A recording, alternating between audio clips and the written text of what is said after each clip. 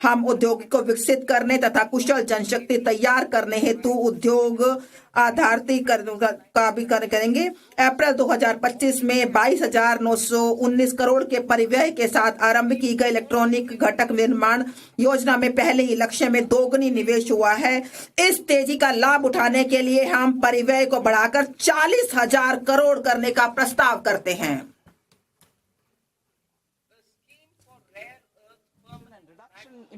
नवंबर 2025 में rare earth permanent magnet scheme आरंभ की गई थी। अब हम खनन, प्रसंस्करण, अनुसंधान और विनिर्माण को बढ़ावा देने के लिए समर्पित दुर्लभ खनिज कॉरिडोर स्थापित करने हेतु खनिज संपन्न राज्यों उड़ीसा, केरल, आंध्र प्रदेश और तमिलनाडु की सहायता करने का प्रस्ताव करते हैं। घरेलू रासायनिक उत्पादन बढ़ाने और निर्यात निर्भरता कम करने के लिए हम क्लस्टर आधारित प्लग एंड प्ले मॉडल के आधार पर एक चुनौती मार्ग के माध्यम से 3 समर्पित रासायनिक पार्कों की स्थापना में राज्यों की मदद के लिए एक योजना का शुभारंभ करेंगे।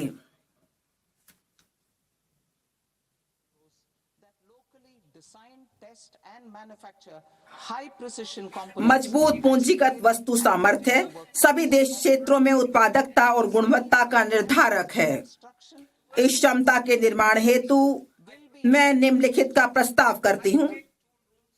CPSE द्वारा डिजिटल रूप में समर्पित ऑटोमेटेड सर्विस ब्यूरो के रूप में 2 स्थानों पर हाईटेक टूल रूम स्थापित किए जाएंगे, जो स्थानीय रूप से बड़े पैमाने और कम लागत पर उच्च परिशुद्धता वाले घटकों के डिजाइन, परीक्षण और विनिर्माण करेंगे। 2, उच्च मूल्य और तकनीकी रूप से उन्नत निर्माण एवं अवसंरचना उपकरण CIEE के घरेलू उत्पादन को मजबूत करने हेतु निर्माण एवं अवसंरचना उपकरण समृद्धि के लिए एक योजना आरंभ की जाएगी।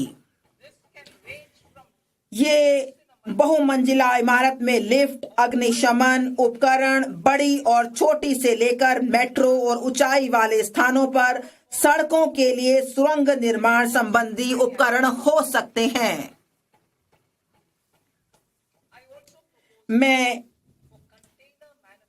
5 वर्ष की अवधि के लिए 10,000 करोड़ के बजटीय आवंटन के साथ वैश्विक प्रतिस्पर्धा कंटेनर विनिर्माण परिवेश तैयार करने हेतु एक कंटेनर निर्माण योजना का भी प्रस्ताव करती हूँ। श्रम गहन वस्त्र क्षेत्र के लिए मैं 5 उपभागों के साथ एकीकृत कार्यक्रम का प्रस्ताव करती हूँ। 1, रेशम, ऊन और जूट जैसे प्राकृतिक फाइबर, मानव निर्मित फाइबर और नए युग के फाइबरों में आत्मनिर्भरता हेतु राष्ट्रीय फाइबर योजना। मशीनरी प्रौद्योगिकी अन्यून्यन और सामान्य प्रशिक्षण एवं प्रमाणन केंद्रों के लिए पूंजीगत सहायता के साथ पारंपरिक क्लस्टरों के आधुनिकीकरण के लिए वस्त्र विस्तार एवं रोजगार योजना। 3, मौजूदा योजनाओं को एकीकृत एवं सुदृढ़ करने और बुनकरों एवं कारीगरों के लिए लक्षित सहायता सुनिश्चित करने के लिए राष्ट्रीय हथकरघा एवं हस्तशिल्प कार्यक्रम। वैश्विक रूप से प्रतिस्पर्धी और धारणीय वस्त्र परिधानों को बढ़ावा देने के लिए टैक्स इको पहल। उद्योग जगत और शैक्षणिक संस्थानों के सहयोग से वस्त्र कौशल परिवेश के आधुनिकीकरण और उन्नयन के लिए समर्थ 2.0।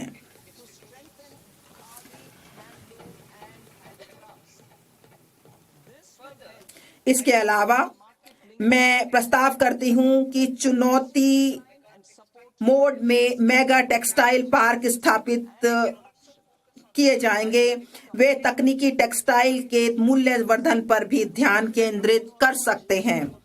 मैं खादी, हथकरघा और हस्तशिल्प को सुदृढ़ करने के लिए महात्मा गांधी ग्राम स्वराज योजना का शुभारंभ करने का प्रस्ताव करती हूं।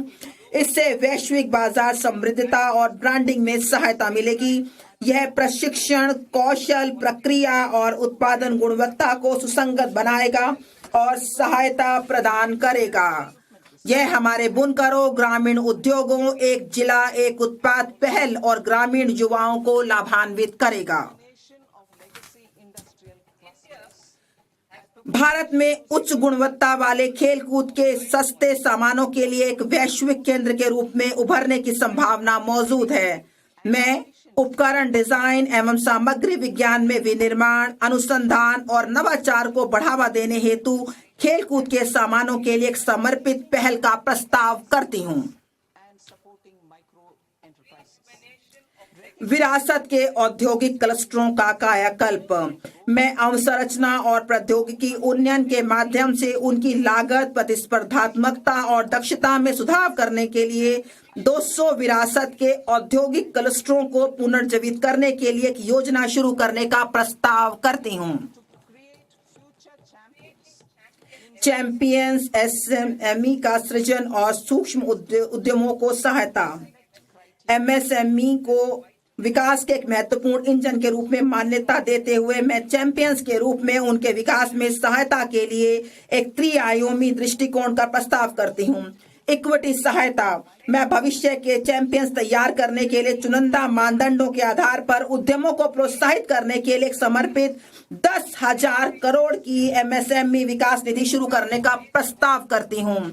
मैं सूक्ष्म उद्योगों की सहायता को जारी रखने और जोखिम पूंजी तक उनकी पहुंच बनाने के लिए 2021 में स्थापित आत्मनिर्भर भारत निधि में 2,000 करोड़ के टॉप अप का भी प्रस्ताव करती हूं। इससे छोटे उद्योगों को सहायता मिलेगी। नकदी सहायता।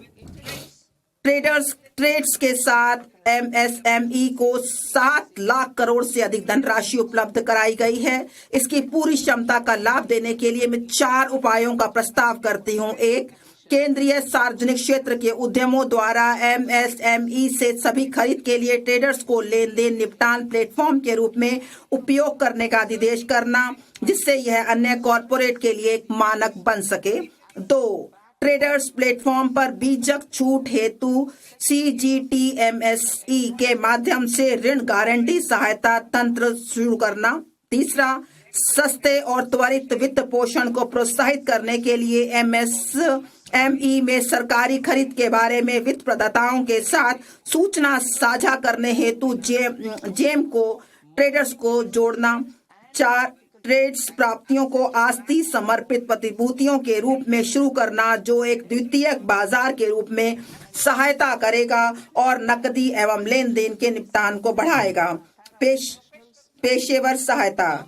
सरकार विशेष रूप से टियर 2 और टियर 3 कस्बों में कॉरपोरेट मित्रों का एक संवर्ग तैयार करने के लिए अल्पावधि मॉड्यूलर पाठ्यक्रमों और व्यवहारिक टूल्स की डिजाइन करने हेतु ICAI, ICSSI, ICMAI जैसे पेशेवर संस्थानों को सुविधा प्रदान करेगा। यह प्रमाणित अर्ध पेशेवर एमएसएमई को किफायती लागत पर अनुपालन अपेक्षाओं को पूरा करने में सहायता करेंगे। पिछले दशक में हमारे सरकार ने बहुत सारे कदम उठाए हुए हैं जन अवसंरचना के लिए, नए वित्तीय जिसमें बड़े पैमाने पर बढ़ाने के लिए कई पहलें की हैं। हम NIIF हम सार्वजनिक अवसंरचना को बड़े पर बढ़ाने के लिए कई पहलें की हैं। हम 5 लाख से अधिक आबादी वाले टियर 2, टियर 3 शहरों में अवसंरचना के विकास पर जोर देना जारी रखेंगे, जिन्हें विकास केंद्र बनाने के लिए विस्तारित किया गया है। सरकारी कैपेक्स वर्ष 2014-15 में 2 लाख करोड़ से कई गुना बढ़कर वित्त वर्ष 2025-26 में 11.2 लाख करोड़ हो गया है। वित्त वर्ष 2026-27 में मैं इस गति को जारी रखने हेतु इसे बढ़ाकर 12.2 लाख करोड़ करने का प्रस्ताव करती हूँ। और संरचना विकास और निर्माण चरण के दौरान जोखिमों के संबंध में निजी डेवलपर्स के विश्वास को मजबूत करने के लिए मैं ऋणदाताओं को दूरदर्शिता से सुविचारित आंशिक ऋण गारंटी उपलब्ध कराने हेतु एक अवसंरचना जोखिम गारंटी निधि स्थापित करने का प्रस्ताव करती हूँ। पिछले वर्षों के दौरान REITs परिसंपत्ति मुद्रीकरण के लिए एक सफल उपाय बनकर उभरे हैं। मैं समर्पित REITs की स्थापना के माध्यम से CPSE की महत्वपूर्ण रियल एस्टेट परिसंपत्तियों की रिसाइकलिंग में गति लाने का प्रस्ताव करती हूँ। कार्गो के पर्यावरण अनुकूल आवागमन को बढ़ावा देने के लिए मैं निम्नलिखित प्रस्ताव करती हूँ। पूर्व में डानकुनी से